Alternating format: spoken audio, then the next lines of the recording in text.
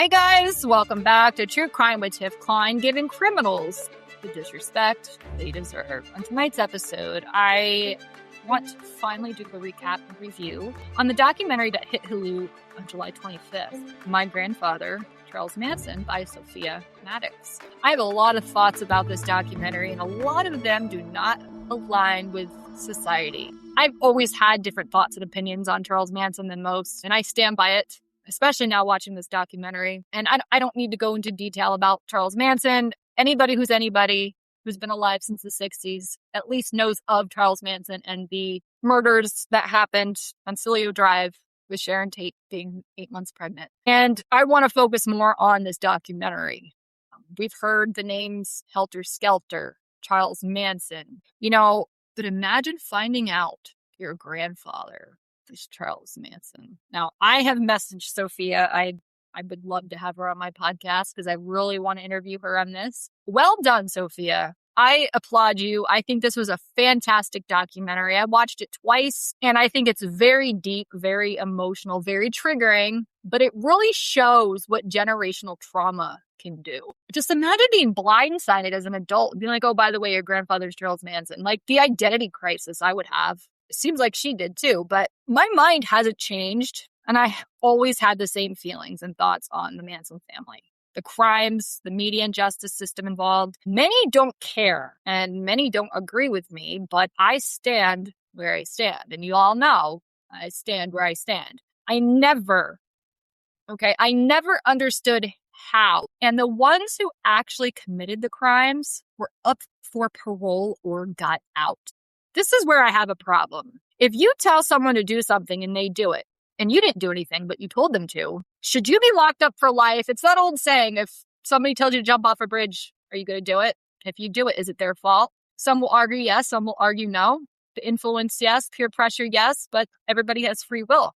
Everybody has the choice. And this is where I get hung up with Charles Manson because I never saw him as a murderer. I've never seen him as a vicious man. Now, I never said he wasn't not all there in the head. Definitely had some mental health issues, but I don't consider him a murderer. And I get a lot of backlash on that. Now, I'm not saying he wasn't dangerous and didn't belong in at least a psychiatric unit. He definitely deserved to be put away. I just don't think jail was the right place for him. I don't. And we'll discover that as we move forward through this. But I'm not in any way saying he shouldn't have been at least in a psychiatric unit and the victims' lives didn't matter. I'm not saying that at all. Every victim's life mattered that was taken that night under his Manson family's hands. But Charles wasn't there. The Manson family, I also see as victims. They were brainwashed, coercive control, mental abuse, physical abuse, verbal abuse, but they were all longing for something and a place to call home, a place for misfits, right? And I also view Charles Manson as a victim. In a product of his own environment, I have researched Charles Manson for many, many years. And I've always said he is a product of his environment. Am I saying that consequences and justice shouldn't have been given? Nope. I'm just genuinely asking how someone who didn't actually take the lives of someone get locked up, but the ones who actually took the lives got paroled. I'm trying to make sense of this. The ones who actually committed the crimes and took the lives of people at Celio Drive with knives and torture were up for parole or got paroled, but Charles was locked behind bars because he had an influence over people. But let's let the ones who actually committed the crime out. That's, because that's safer. And I get really heated about it because I think it's just fucking stupid. Like, I'm not sticking up for Charles Manson. Clearly, he was a danger to society and others and himself. But why give the ones who actually took the lives of somebody a chance to even be paroled? But you're going to keep him locked up behind bars the rest of his life? It really aggravates me. So I watched the documentary, My Grandfather Charles Manson by Sophia Maddox. And like I said, it didn't make me think anything different on Charles Manson, as I always thought he was portrayed to be a bigger monster than what he was because they needed someone to blame. They needed someone to have for a story, a headline, and a narrative. And these are my thoughts. I took a lot of notes because there was a lot to digest in this documentary. My biggest takeaways from My Grandfather Charles Manson documentary are as follows. And again, I went into this documentary expecting to learn more about Charles Manson, and I did. One of the most emotional parts of the documentary was watching Sophia wrestle with the fear that she might somehow be destined to become like her grandfather. Throughout her journey, it became clear that she wasn't trying to excuse Charles Manson's actions. She was trying to understand whether evil was inherited or created. She wanted to believe he was a product of his environment rather than someone who was simply born evil. As she uncovered sealed records detailing his childhood neglect, abuse, institutionalization, and trauma, the documentary made a compelling case that he was profoundly shaped by the environment that failed him. And that is what I've been saying as long as I can remember learning about Charles Manson, probably going back to 10 years old, I would say. I'm 38. That understanding never erased his responsibility for the devastation that followed, but it added important context to how he became who he was. Sophia ultimately made the deeply personal decision to reclaim her biological family name, Maddox, Maddox, rather than continue carrying a name disconnected from her bloodline.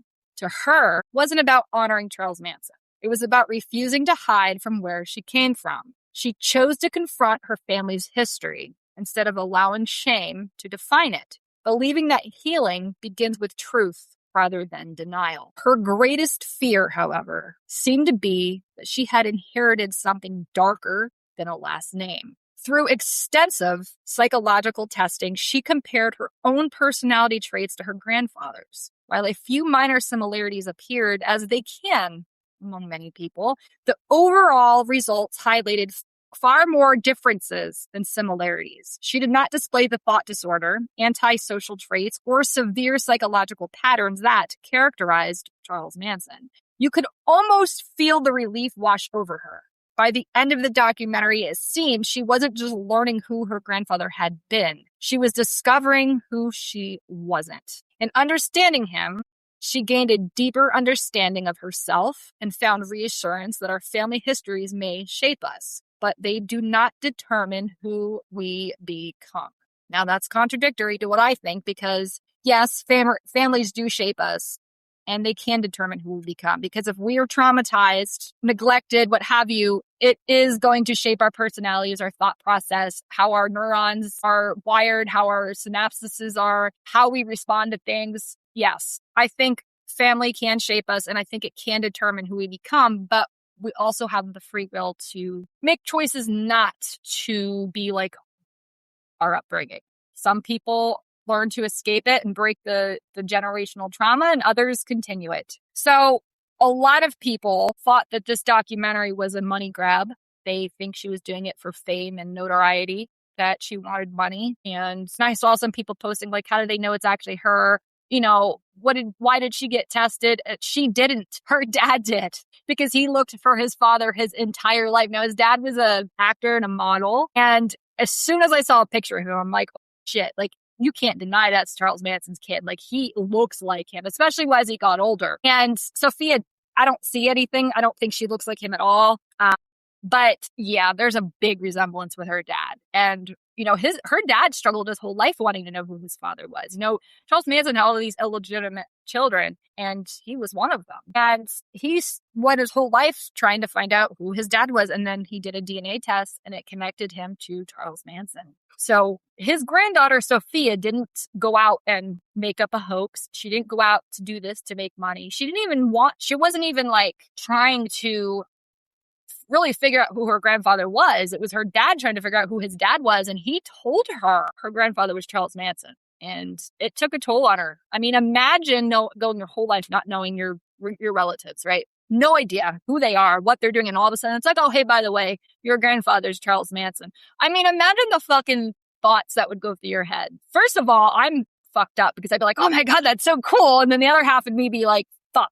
People are going to think I'm a serial killer. I'm evil. It runs in my blood. And that's exactly what Sophia was fighting. She was just like, oh my God, I'm going to be like him. I carry this evil in my blood. Like I carry these genes and I carry these genetics and I carry these personality traits. And I'm going to be thought as of being evil. But imagine, put yourself in her shoes for like 5 minutes and imagine yourself just finding out, whatever age you are right now, that you were Charles Manson's granddaughter. Now, rumor has it in my family somewhere, my mom saw that it's like 97% confirmed that I'm related to Lizzie Borden.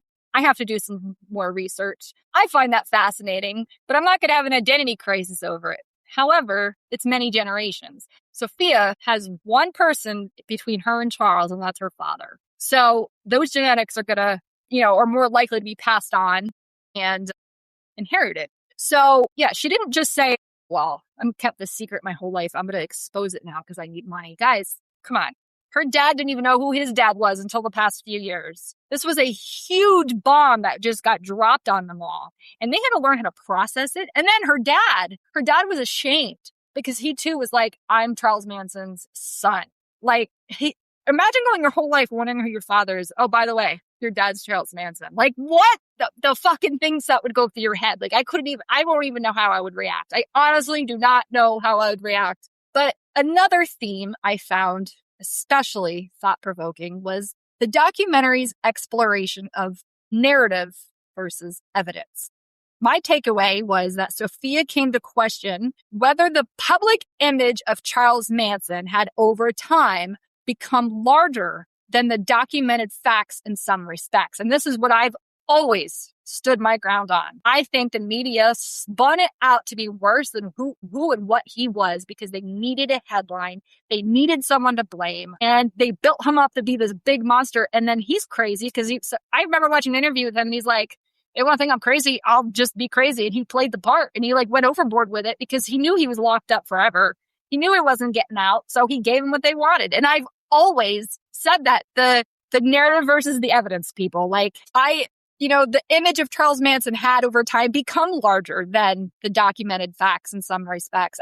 As she read original transcripts, reviewed evidence, examined sealed records, and compared those materials with books and decades of media coverage, she appeared to conclude that some widely repeated claims weren't always supported by the evidence she reviewed. The documentary also explores how memories can be influenced over time by repeated stories, media coverage, trauma, and suggestion. Now, this reminds me of JonBenet Ramsey case, the specific sentence, because everybody goes up in arms about JonBenet going, parents did it, Burke did it, they all did it, Burke did it, her parents did it, no one was there. The detective, the police, and the media by 7 or 8 a.m. had already had their decision made up that her parents or brother did it. So then the media ran with it. Every magazine, every TV commercial, every documentary, every interview on the news all said that they did it. Everybody stared at them. Everybody accused them. And over time, people just became brainwashed without actually sitting down. And I'm not taking sides. You believe what you want to believe. I've met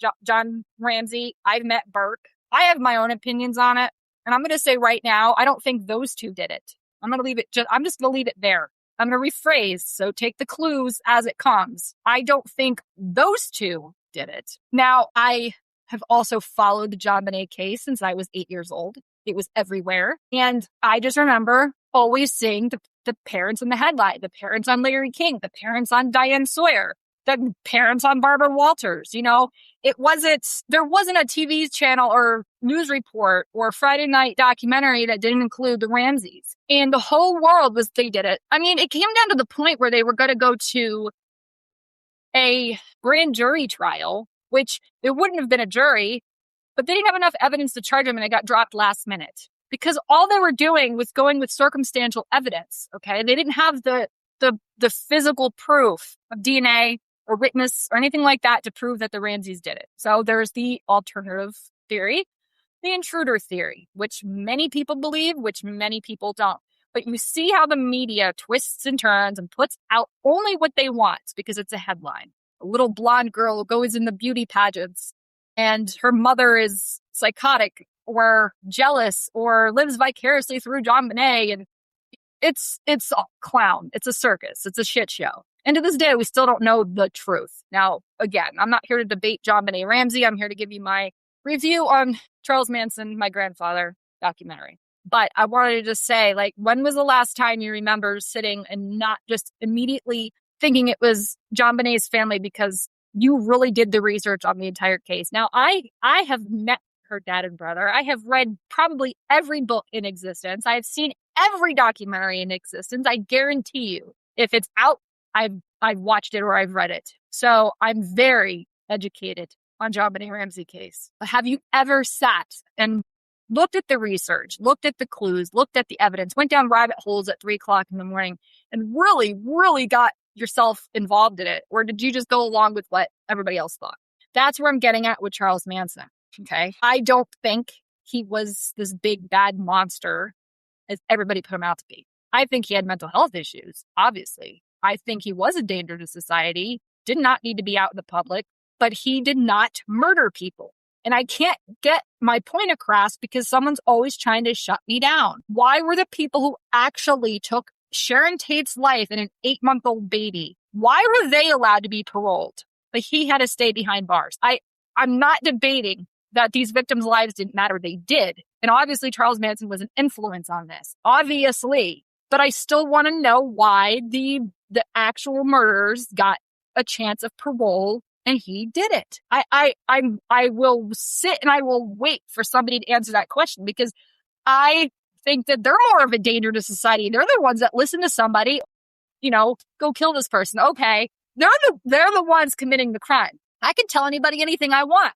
They're the ones who actually did it. So I get really heated over this because I don't agree with most people on Charles Manson. So, Sophia seemed determined to separate documented evidence from cultural mythology, not to rewrite history or diminish the suffering of the victims, but to understand what could be verified versus what may have been shaped by decades of retelling. Whether viewers ultimately agree with all of her conclusions or not, her commitment to examining primary sources rather than accepting every long-held narrative at face value became one of the documentary's central themes. And this is why I want to interview Sophia, because I see it from her side. I see it through her eyes. I understand her motive behind this. I understand what she was trying to accomplish. After the documentary, I left thinking just as much about trauma, family systems, identity, and the devastating consequences of generations of untreated abuse.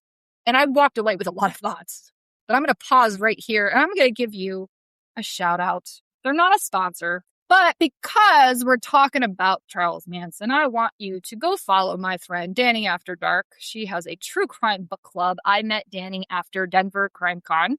Then we met in person in Vegas Crime Con in May, and she loves books, true crime books. She actually interviewed somebody who's related to a victim of the Manson murders. And she used to have a podcast specifically about Charles Manson with some other people, which I have to check out. And I'm going to be on her podcast and she's going to be on mine again. And we're going to talk Charles Manson. But go follow Danny After Dark. She's awesome. She lives in Massachusetts. And I was supposed to be at Crime Story Fest with her, having my podcast there. And unfortunately, that's not happening. But there's always next year, ladies and gentlemen. But go follow Danny After Dark. You can't miss her on Facebook. The colors are purple and black, pink. Yeah, right. Purple and black. And she has a book in her hand. Danny After Dark. That's DANI After Dark. So she does a book a month and then, she has listeners and viewers pick a book. Whatever one gets the most votes, she reads and then she does a review on it. So I wanted to give her a plug on this because she knows everything about Charles Manson. And we talked about this documentary and we don't agree. But again, people, remember, it's okay to disagree. You don't have to disrespect each other. She and I just see different points of views and got a whole different perspective on it and we both read the book If I Did It by O.J. Simpson. We both had two different perceptions on that too, which was interesting. That's why I talk to her because I can read the book 100 times and get one perception. She reads it, it's a whole nother one. And that's when you talk. That's when conversations come alive. And I was telling her things that she never realized and she was telling me things I never realized. And I'm like, So expand your mind. It's okay to not think the same things as everybody else. That's what makes us different. That's what makes us unique. That's what makes us dig for answers and opens our minds and expands and educates and doesn't keep us small-minded, closed in a box. Okay. So Danny and I we don't agree on everything in true crime or our opinions or our theories, this, that, and the other, but we respect each other. We get along and we're good friends. and she rescues and fosters cats. And I've rescued cats. So cats and crime. I mean, what's better? So give my girl a follow. You could follow her podcast on YouTube, Danny After Dark. All right. I'm going to be right back. All right. So yeah, My Grandfather Charles Manson. I thought this was a great documentary. Again, I watched it twice, and my views and standpoints on this have been and always will be different than everybody else's. But as I said earlier, there's some thoughts that I walked away with. And I want to start out by saying, yes, childhood shapes us, but it doesn't excuse us. And one of the most interesting things was learning about Manson's childhood. He was raised by a teenage mother. He had little stability or parental attachment. Now, those years of attaching are the most crucial years in a kid's life. He was institutionalized as a child. He was repeatedly abused in reform schools with sexual violence, humiliation, and violence that became, quote, normal. And he learned survival instead of healthy relationships. And the documentary, to me, argues something important. Charles wasn't born this way. He was failed repeatedly by the juvenile system. And this is probably another reason why I see this so much differently, because I have a degree in child and family services. I have learned about families. I've learned about children. I did my internship at a equine-assisted psychotherapy program in Newton Ransom, PA, called Marley's Mission. And they brought in horses to work with kids suffering with loss and trauma. I know a thing or two about it. I was also traumatized, not as a child. I mean, I witnessed things, but I didn't experience trauma myself until I was an adult. But there were things that happened that I saw when I was little, and it does shape you in some way, shape, or form. And understanding why someone became who they became is not the same as excusing what they did. Trauma doesn't stay in one generation, ladies and gentlemen. And what fascinated me the most wasn't Charles Manson.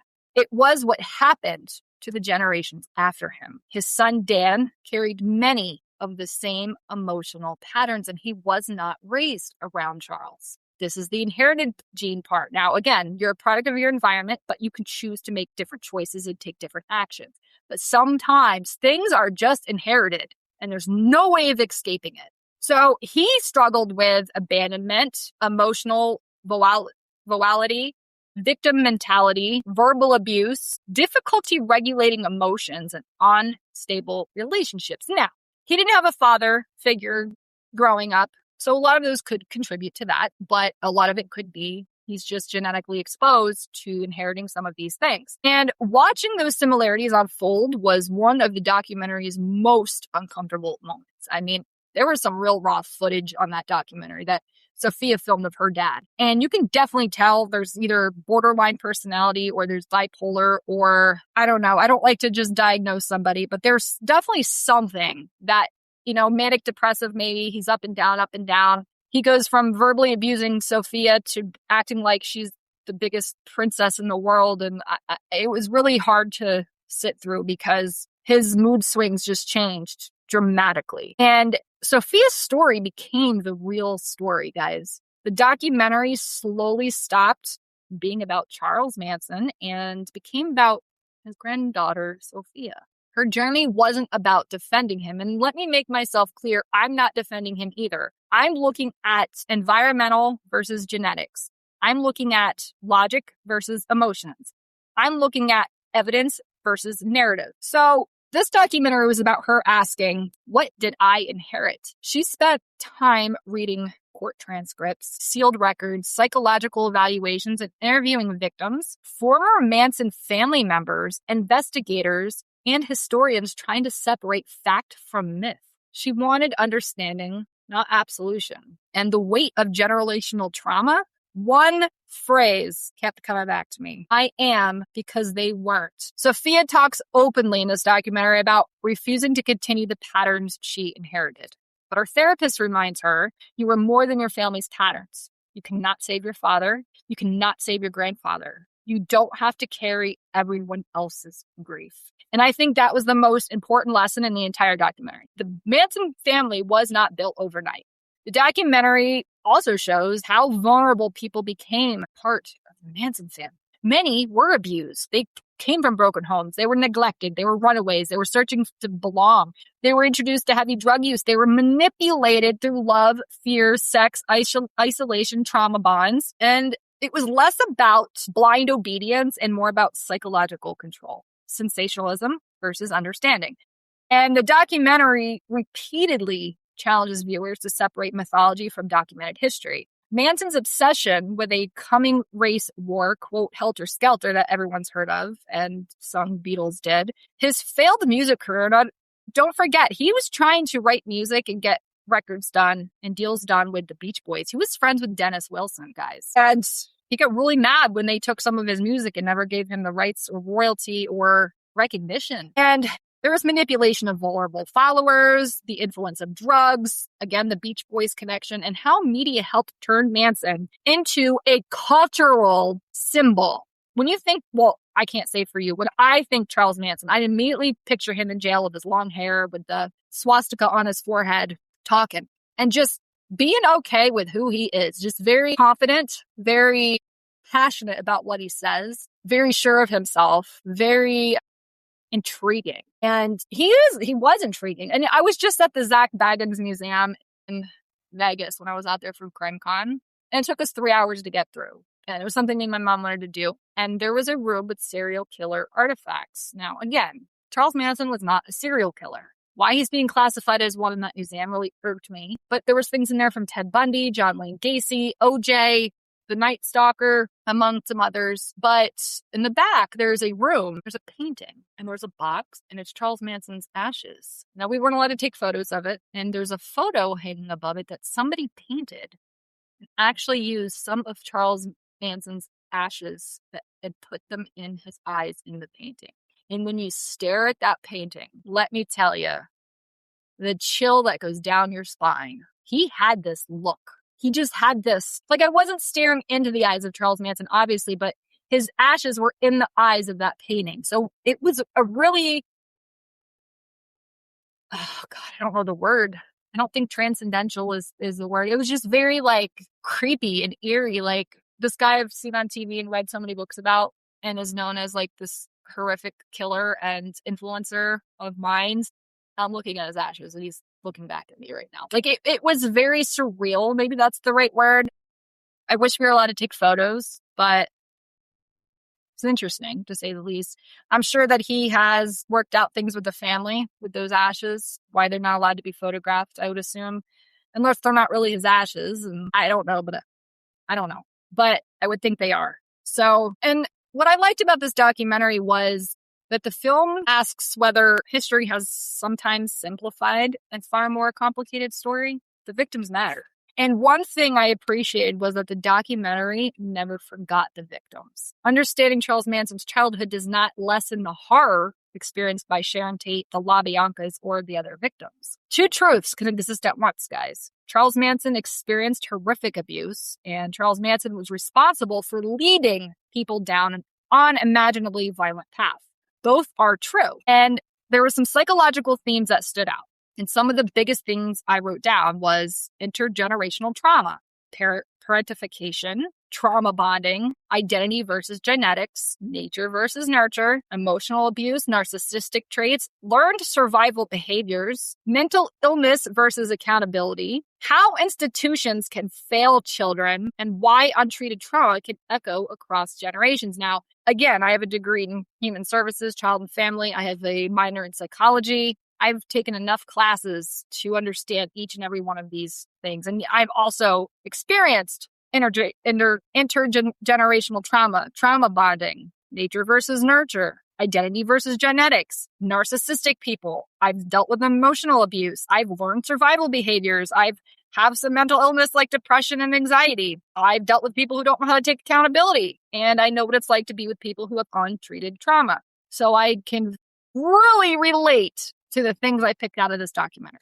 But my biggest takeaway that this documentary wasn't really asking was, who was Charles Manson? It was asking what happens when trauma is never interrupted. And Sophia ultimately realized something many survivors eventually learn. You can acknowledge where you came from and not allow it to determine where you're going. Understanding isn't forgiveness. And breaking a cycle may be the greatest legacy that someone can leave behind. And I think after watching this entire documentary twice, I think it was very freeing. I feel she set her grandfather free. She set those victims free. She set the Manson family free and her dad and herself free. And she becomes this spirit that looks like she just took all the bricks off her shoulders because she was carrying so much generational grief and trauma, almost blaming herself at this point for the crimes that happened against Sharon Tate, the LaBiancas, and the other victims up at Cilio Drive that night. And taking on that family name. And she actually changed her last name to Maddox, which was Charles Manson's real last name before he was adopted out and changed his name. And she's carrying that name as who she is, not because, oh, I'm Charles Manson's granddaughter or, some sick and twisted, I'm Charles Manson's granddaughter. No, this is where she comes from. This is who she is. And why should she hide who she is when she is who she is and she's not her grandfather? Now, I know they did those block testings with her, the psychological tests. And she was so afraid when she looked at them that she was going to see the same patterns and same things that her grandfather saw. And I think there was like 2 or 3 that they did, but the rest of them were completely different. And you could see the relief over her face of, oh my God, I'm not him. And again, the documentary was not a money grab to me. It was more of, this is interesting. I want to share my story with people. Don't be ashamed of who you are and where you come from, and try to educate yourselves and try to inform yourself and try to understand. It's that don't judge a book by its cover. And I will forever and always stand by this. I don't think Charles Manson was this monster that everybody put him out to be. I just don't. And I'm sorry that if you disagree with me, which is fine, you're allowed to. I think the people who actually committed the crimes are the evil ones. More evil than him, but yet they were allowed parole. Like, it just doesn't make sense to me, ladies and gentlemen. And I am still waiting for an answer because he can heavily influence people. Okay, put him in a psych ward. Why did you put him in jail? He did not commit a crime. Now, I know there was other people involved, and would he ended up committing a crime? Probably down the road. I mean, come on. But at that current time, if he was so psychologically unfit, why couldn't they categorize him as insanity and put him in a psych ward and get him out of jail? And keep the ones who actually took the lives of people locked up in prison or face the death penalty. Like, disgusting. He died in jail. One got out, I think. I can't remember her name, one of the Manson family victims. But, there's a part in the documentary where Sophia is reading, or she's interviewing one of the Manson family victims. One who was part of the Manson family. And she discovered pretty quickly that the lady was contradicting herself. And even though she lived with the Manson family, what she was saying was following almost line by some books that she read, that Sophia read.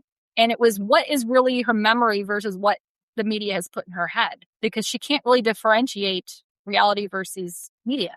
And that stood out to me. Because if she was so much younger, I mean, honestly, young teen, probably like 14 or 15, you go all the way back then, your memory is not as sharp as it was.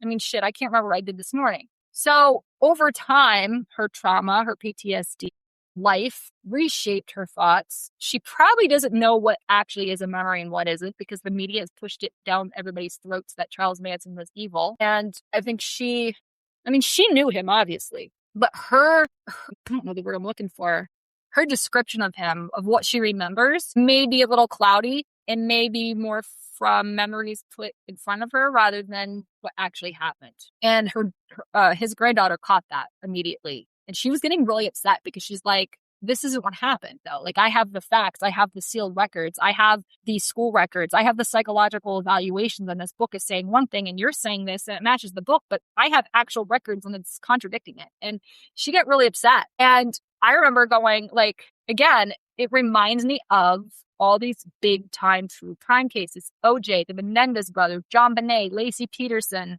Casey Anthony, Gabby Petito, Shanann Watts, Nancy Guthrie, Alec Murdoch, Lori Vallow. I mean, the media runs with headlines that they can get a headline from. The media runs and they have to find somebody to blame at. And they get it wrong. Sometimes they get it right. But they put out what they want. Same with police, same with investigators. You only have the knowledge that they want to give.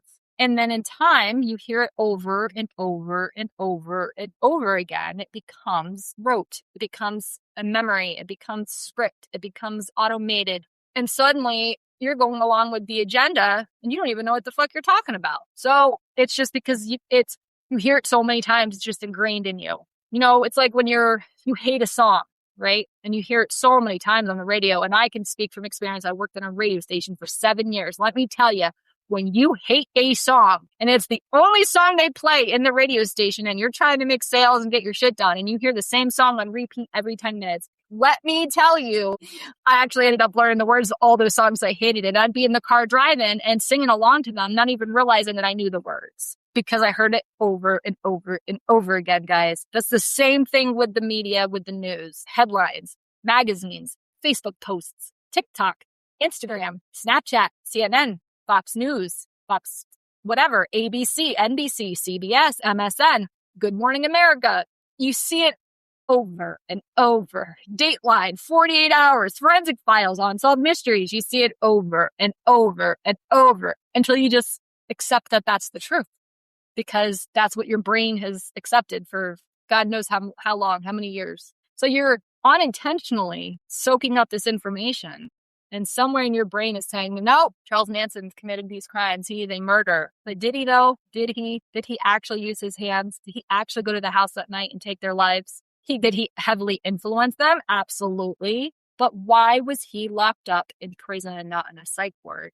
And the ones who actually took the lives and wrote pig on the wall in blood and hanged Sharon Tate and gutted her with her 8-month-old baby, why were they allowed to be paroled or at least see parole? Are they not a danger to society? Why is nobody questioning that? I mean, I'm sure there are a lot of people questioning that, but like that's where my opinion is very strong because people aren't going to do things that they don't want to do unless they're heavily controlled. Now, I think I read or watched something that some of the family victims tried to run out and escape, and then they were caught. Some got away, some didn't. He did mentally control people, manipulated, gaslit, abused. I'm not saying he's an angel. I'm not saying he's innocent. He took young minds and groomed them. The brain hasn't even fully developed until you're 25. And these kids were 14, 15, 16 years old looking for hope, looking for belonging, looking for love.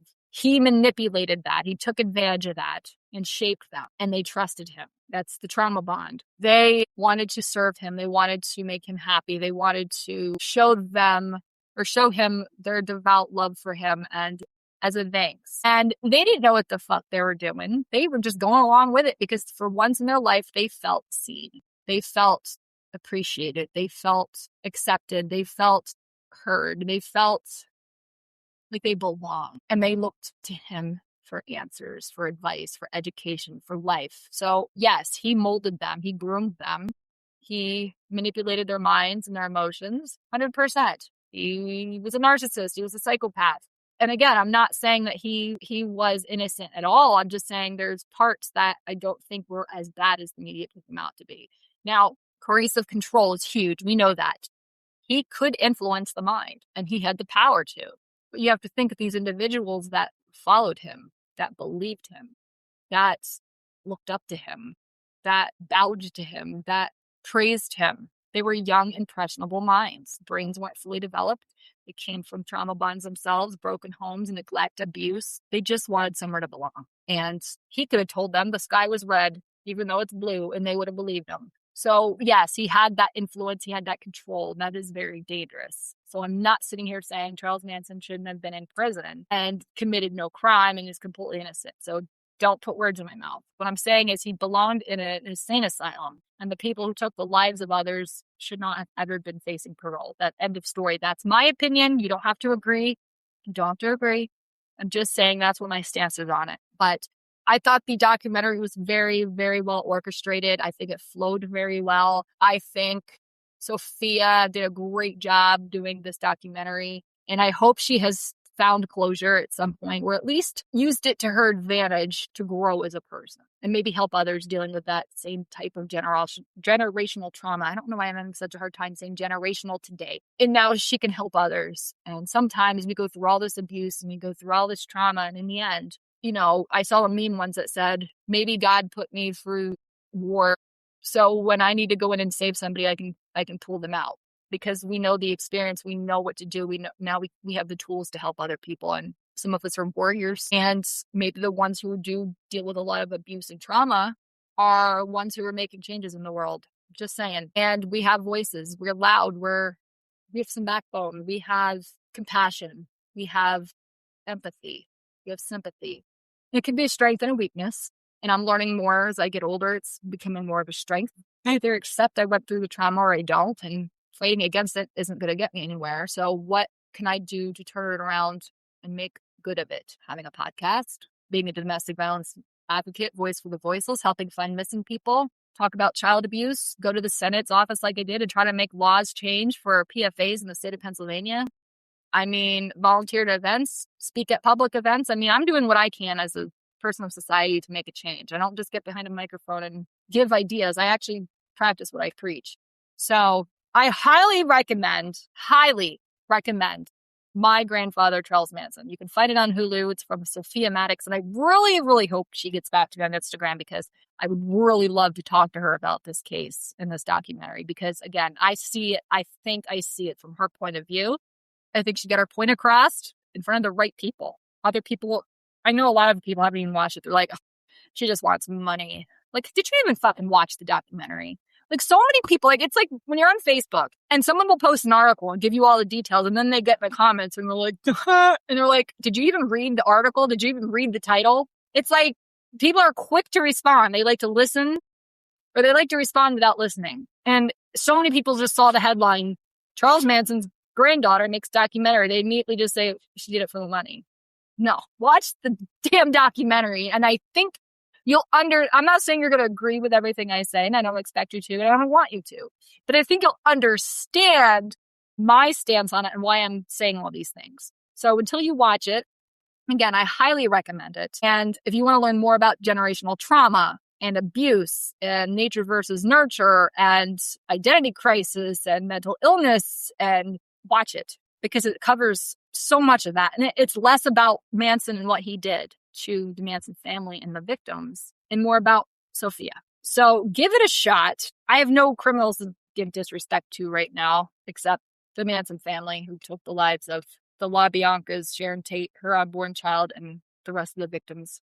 I gotta learn their names, because I don't like just saying the other victims. They all deserve to be recognized and remembered, but I'll give them disrespect because they're the ones that took the lives of innocent people. And I saw Sharon Tate's wedding dress at Zach Bagans Museum in Vegas, and I just was it was like in one of the last rooms before you get to the gift shop, and it was in a glass case next to Michael Jackson's chair, and I was so mesmerized, and behind it was the clown from Poltergeist, and that's one of my favorite movies. But I'm looking at Sharon's dress, and she was so tiny and delicate and perfect and simple. She just wanted to be a mom. She wanted to be a wife. And when you see that dress and see how tiny and delicate she was and had her life taken at such a young age, and then you see this documentary, and then you see Sophia scared that she's going to be like her grandfather, and then you see that the people who took the lives, some of them got paroled, it makes you angry. It makes you sad for society. And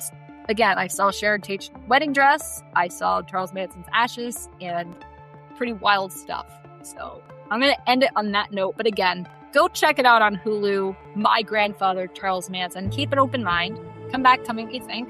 Send me a DM, email me, comment on my posts. I'd love to have a conversation about it. So until then, this is True Crime with Tiff Klein, giving criminals the disrespect they deserve.